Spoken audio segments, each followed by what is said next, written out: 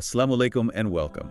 Today, we're going deep, really deep into Surah Al-Ghāshiyah. Assalamu alaikum. You know, the overwhelming event? It's a surah that, I don't know about you, but it just pulls you in It really does. with these incredibly powerful images, contrasting fates, you know, those who believe and those who don't. And Right. it's always a journey for me going through it. I always end up reflecting on my own choices.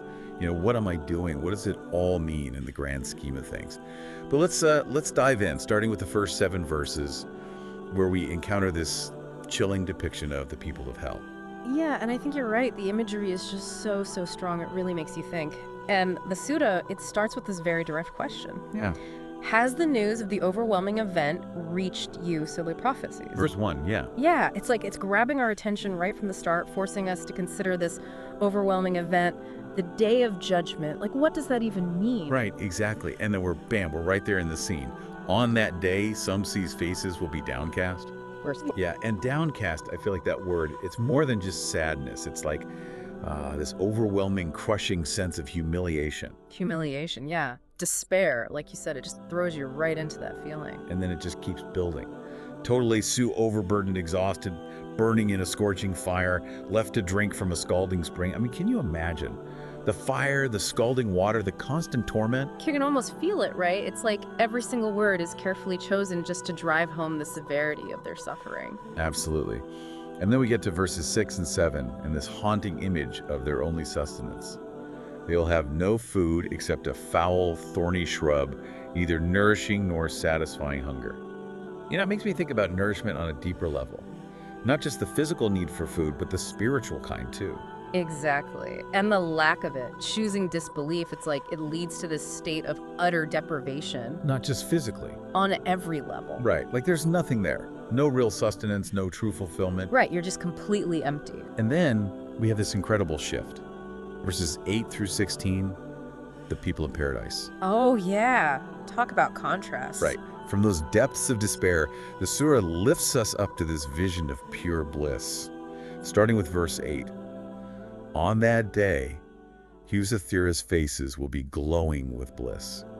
You know, it's such a powerful contrast to the downcast faces of those suffering in hell. Night and day, really. But it goes deeper than just outward appearances, you know?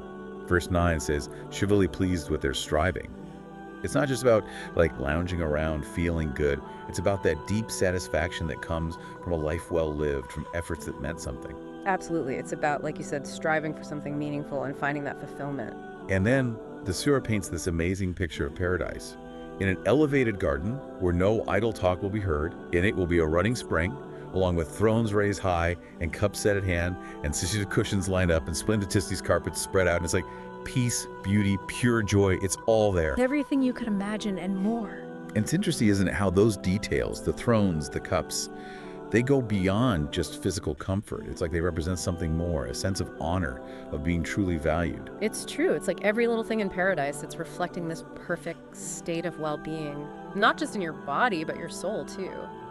And now we come to the third and final part of the surah. Starting from verse 17, we shift to those who deny the truth. Oh, there we go. But instead of directly confronting them, the surah asks these questions, you know. Do they not ever reflect on camels, how they were masterfully created, and the sky, how it was raised, and the mountains, how they were firmly set up, and the earth, how it was leveled out? It's like an invitation to really observe, to really see the wonders around us. It's a call to think, to ponder, to look at the world, even the simple things, and see the hand of the divine. Exactly. And those verses, you know, 20 and 22, they're so important. They highlight the role of Prophet Muhammad, peace be upon him. So, continue to remind Zerul on your prophecies, for your duty is only to remind you are not others to compel them solemnity.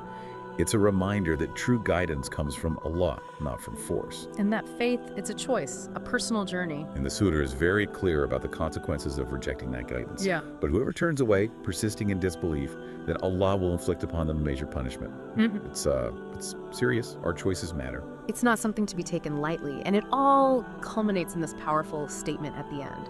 Surely to us is their return, then surely with us is their reckoning. We all go back to Allah, and what we do here, it has eternal consequences. It really is a profound ending to this surah. It's so thought-provoking, so moving. I want to leave you with this. Surah Al-Ghāshiyah shows us these stark destinies, these different paths. It really pushes us to think about the choices we make right here, right now. Where are they leading us? What will we leave behind? Assalamu alaikum. Assalamu alaikum.